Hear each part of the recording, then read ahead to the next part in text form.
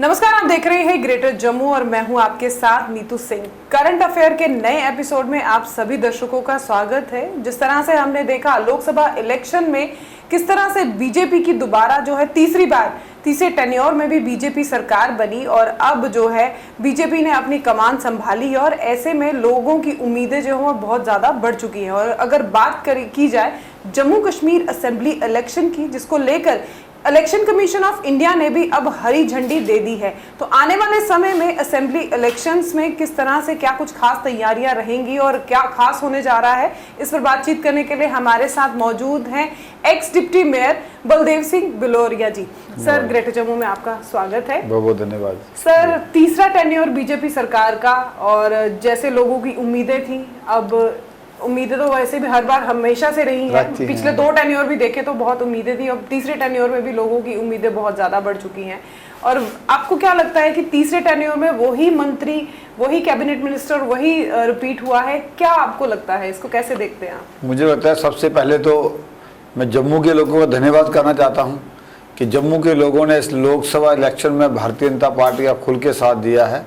और एक उससे भी बड़ी बात है जो देश के गृह मंत्री जी ने, अमित शाह जी ने जम्मू आके कही थी कि कश्मीर को जिन लोगों ने लूटा है, कश्मीर को जिन परिवारों ने आतंकवाद की में झोंका है, जिन्होंने 40,000 युवा जो है आतंकवाद की भेंट चढ़े हैं, उसके दोषी हैं। आप लोग उनको सबक सिखाएं, उनको निकारें। और कश्मीर के लोगों ने उनको निकारा, जम्मू के लोगों ने भारतीय जनता पार्टी को वोट दिया। तो नरेंद्र भाई मोदी ने शपथ ली है, पूरे एनडीए की सरकार बनी है, तीसरी बार सरकार बनी है। मुझे लगता है कि सरकार बनने के बाद भारतीय जनता पार्टी तो शुरू से कहती रही कि हम असेंबली चुनाव के लिए तैयार हैं, हम तैयार हैं। और ऐसा नहीं है कि कोर्ट ने डायरेक्शन दी तो इसीलिए सितंबर में इलेक्शन करवानी है। किसी ने कोर्ट में गया कब करवानी है, तो सरकार ने भी कहा है कि सितंबर तक हो जाएगी। तो मुझे लगता है कि अब इलेक्शन जब होगी तो भारतीय जनता पार्टी उसके लिए तैयार है। हमने पहले से ही 50+ का एक नारा दिया है कि भारतीय जनता पार्टी जम्मू कश्मीर में 50 सीटें लेके जहाँ पे सरकार बनाएगी, तो उसके लिए हम पूरी तरह तैयार हैं। जी सर, बात की जाए जिस तरह से अब असेंबली इलेक्शन को भी अब जो है असेंबली इलेक्शन को हरी झंडी मिल गई है ईसीआई के द्वारा, और वहीं अब जो है बाकी अगर पॉलिटिकल पार्टीज की बात की जाए तो उनमें से नेशनल कॉन्फ्रेंस जो कि बड़ी एक अहम पार्टी जम्मू कश्मीर में रही है, उनके जो वाइस प्रेसिडेंट हैं Omar Abdullah, former chief minister JNK के, उनका ये कहना है कि मैं अब इलेक्शन जो है वो नहीं लड़ूंगा जब तक अगर स्टेटहुड वापस मिलता है जम्मू कश्मीर को तो मैं सोचूंगा, लेकिन उससे पहले उनका ये कहना है कि मैं इलेक्शन नहीं लड़ने वाला। देखो, मैं आपको बताऊं कि वो लोगों की नौबत समझ गए। कश्मीर के लोग अब टेररिज्म के साथ नहीं है, टूरिज्म के साथ हैं। आज कश्मीर में एक महीने के लिए होटल बुक है, रहने के लिए जगह नहीं है। पूरे देश का टूरिस्ट वहाँ पे आया हुआ है। मुझे किसी ने बताया कि प्राइवेट चापर एक दिन में 55 वहाँ प्राइवेट चापर उतरे और लोग लेके आए। इस तरह का विकास चल रहा है, लोगों को खुशी है। साल 6-6 महीने बंद रहता था, वो अब नहीं है, पत्थरबाजी खत्म हो गई।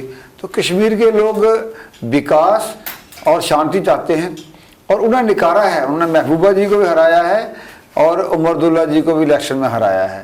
तो अब उनकी हिम्मत नहीं है इलेक्शन में जाने की। इलेक्शन लड़ेंगे इसलिए कह रहे हैं, बहाने ढूंढ रहे हैं। इनको वो इलेक्शन चाहिए थी जिस इलेक्शन में आतंकवादियों के वोट डलवाएं और 2% 3% पोलिंग हो और उस पोलिंग में ये जीत के जाएं।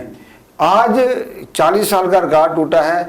40% 50% कश्मीर में पोलिंग हुई है और आम जनता ने वोट डाला है, आम जनता की आवाज़ बाहर आई है। और आपको देख लेना आप लोगों ने कि आने वाली असेंबली में लोग क्या करेंगे, इनको थोड़ा आईना दिख गया है। सर, JMC की इलेक्शन कब तक होने की संभावना है? कब तक जो है वापस मेयर और डिप्टी मेयर को हम वापस उनकी कुर्सियों पर देखेंगे? बिल्कुल, एक मुझे लगता है जहाँ तक मैंने देखा, मैं सरपंच भी रहा, कारपोरेटर भी रहा, चेयरमैन रहा, डिप्टी मेयर रहा। एक जो ग्रास रूट लेवल पे लोगों की समस्याएं हल करना, उसके लिए पंचायतें, कारपोरेशन बहुत ज़रूरी होती है। तो मुझे लगता है जैसे असेंबली की बात हो रही है, इसके साथ साथ ही सरकार को निर्णय लेना भी चाहिए और जल्द से जल्द चुनाव कराना चाहिए। लोगों का ये भी मानना है कि जिस तरह से अभी पीछे दिन देखा जाए तो एक आत्मघाती हमला हुआ है आतंकियों के द्वारा रियासी में, जहां पर जो भक्तजन थे वो वापस आ रहे थे शिवखोड़ी से दर्शन कर कर। उनका ये कहना है कि शायद ये इस तरीके के जो इस समय आत्मघाती हमले हो रहे हैं कहीं ना कहीं ये संकेत दे रहे हैं कि असेंबली इलेक्शन जो है उन्हें डेफर कर दिया जाएगा। नहीं, ऐसा नहीं है। ये जो कल घटना हुई बड़ी दुखदायक है, निंदनीय घटना है। 10 लोग शहीद हो गए हैं। कश्मीर की डेमोक्रेसी देख के जम्मू कश्मीर में लोगों की इलेक्शन में इस तरह पार्टिसिपेशन को देखना, देश के प्रधानमंत्री नरेंद्र भाई मोदी जी को देखना, जो सरहद पार लोग हैं। अब आया भी है कि 4 आतंकवादी पाकिस्तान से आए थे, एक लोकल था उसके साथ, उसने उनको सपोर्ट की है, तो उनको पच नहीं रहा है। उधर मोदी जी होते रहे थे, उन्होंने, उनकी बुखलाहट है, उन्होंने अपनी प्रेजेंस शो करने के लिए ऐसी की है। लेकिन मुझे लगता है कि जीरो टॉलरेंस जो आतंकवाद के प्रति है वो लोग पकड़े जाएंगे और उनको 2.5 गज जमीन के नीचे पहुंचाया जाएगा। ये जम्मू कश्मीर के लोकतंत्र को इस घटना से लोगों को पीछे नहीं रख सकते। चुनाव होंगे और सरकार करवाएगी, मुझे पूरी उम्मीद है। सर, अगर बात की जाए चुनावों की, असेंबली इलेक्शन के चुनाव जिसको लेकर जनता जो है लंबे समय से इंतजार कर रही थी और अब जब हरी झंडी मिली है तो शायद विपक्षी दलों के साथ साथ लोगों के बीच में भी इस चीज को लेकर काफी ज्यादा खुशी का माहौल है, क्योंकि इस समय जो अब उखाड़े में जो पार्टीज उतरेंगी वो एक दूसरे के लिए मुकाबला मजेदार होने वाला है। आपको क्या लगता है कि जम्मू कश्मीर की जो पॉलिटिकल पार्टीज हैं वो कितना दमखम रख पाएंगी बीजेपी के आगे? बिल्कुल, देखो इस इलेक्शन में आपने देख लिया, सारी पार्टियां एक तरफ थी और भारतीय जनता पार्टी एक तरफ थी। तब भी भारतीय जनता पार्टी के कैंडिडेट जो थे अच्छे मार्जिन से जीते और जम्मू में 43 सीटों में से 29 में भारतीय जनता पार्टी को जिताया। जो असेंबली की थी उसकी बात कर रहा हूँ, तो 29 में भारतीय जनता पार्टी की लीड थी और कुछ सीटों पर बड़े कम मार्जिन पर हम पीछे थे। तो मुझे नहीं लगता जो इनका इंडी लाइंस जो है वो ज़्यादा देर चलेगा। जैसे जम्मू में अलग था, कश्मीर में आपस में लड़े, तो असेंबली चुनाव आने तक ये ख़त्म हो जाएगा। सब अपना अपना जोर लगाएंगे और भारतीय जनता पार्टी 50+ लेंगी। इन लोगों को एक आईना जो है इस पार्लियामेंट इलेक्शन में लोगों ने दिखा दिया है। सर, आप जमीनी सतह के साथ जुड़े हुए हैं, हमने आपको बड़ी बार देखा है कि अक्सर जो बहुत ही निम्न वर्गीय लोग होते हैं उनकी मदद करते हुए, आपने सरपंच भी रहे, आप कॉरपोरेटर भी रहे, आप एमएलसी भी रहे, आप डिप्टी मेयर भी रहे। अब आगे आने वाले समय में आप राजनीति का दामन कब थाम रहे हैं? वैसे तो हम पार्टी कार्यकर्ता हैं, राजनीति ही करते हैं। हमारा एक भारतीय जनता पार्टी का कार्यकर्ता होने के नाते भारतीय जनता पार्टी जहां ड्यूटी लगाती है वो काम करते हैं। पार्टी जो बोलेगी, जहां रखेगी, वो काम करेंगे। सर, असेंबली इलेक्शन के लिए आपकी तरफ से क्या कुछ खास तैयारियां इस बार होने वाली हैं? तैयारी पार्टी करती है। भारतीय जनता पार्टी ने पूरी तैयारियां की है, पूरी तैयारी के साथ असेंबली इलेक्शन लड़ेंगे और 50+ करने के लिए पूरा दमखम के साथ, पूरे जोर के साथ।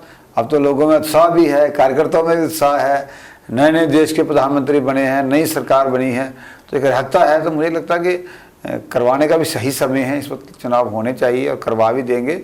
और मैं आपको विश्वास दिलाता हूं कि इस बार मुख्यमंत्री जम्मू कश्मीर में भारतीय जनता पार्टी का बनेगा और भारतीय जनता पार्टी की सरकार जो है वो जम्मू कश्मीर में बनेगी। यहाँ कई बार जब लोकसभा इलेक्शन हुए, कई बार हमने सुना भी लोगों के बीच में कि जो यहाँ के नुमाइंदे हैं, एमपी नुमाइंदे, वो सिर्फ इस वजह से जीते क्योंकि पीछे मोदी जी बैठे हुए थे, कुर्सी पर मोदी जी थे। तो बिल्कुल, मोदी जी भारतीय जनता पार्टी के नेता हैं, सीनियर नेता हैं। जब घर का बड़ा बुजुर्ग होता है तो उसका रहता ही आशीर्वाद। तो नो डाउट मोदी जी का एक करिश्मा जो था उनके साथ भी चला, वो आशीर्वाद चला, तो वो भी एक कारण था। उनकी अपनी मेहनत भी है, सब चीज़ें साथ में चल के तो वही एक चीज़ जीत तय हुई है। अकेला तो कोई कर नहीं सकता। कार्यकर्ताओं की मेहनत है, लोगों का आशीर्वाद है, मोदी जी का नाम है, कुछ उनकी अपनी भी है, तो ये अपने काम भी है, सब चीज़ें साथ चलती हैं। सर, जहां तीसरे टेन्योर की बात करें तो जब लोकसभा इलेक्शन हुए, बीजेपी का ये दावा था, एनडीए का ये दावा था कि इस बार 400 पार होगा, लेकिन 400 तो दूर की बात, 300 भी पार नहीं कर पाए। और वहीं अब बीजेपी बात कर रही है असेंबली इलेक्शन की, यहाँ पर 50 पार करके दिखाएगी। क्या ये दावा उस दावे को कहीं कर पाएगा? ऐसा नहीं, हर बार आपको होगा कि वो होगा। हमने एक टारगेट रखा था कि हम 400 पार जाएंगे। यही हमारे लोकतंत्र की खूबसूरती है कि 400 पार का हमारा टारगेट था। पार्टी ने कार्यकर्ताओं को टारगेट दिया था, अपने मेहनत करनी है, 400 सीटें लेके आना है। लेकिन देश की जनता है, उन्होंने अपना मैंडेट दिया, उन्होंने बोला आपको 400 नहीं देंगे, आपको 300 के करीब रखेंगे, रखा। लेकिन प्रधानमंत्री नरेंद्र भाई मोदी जी को बनाया।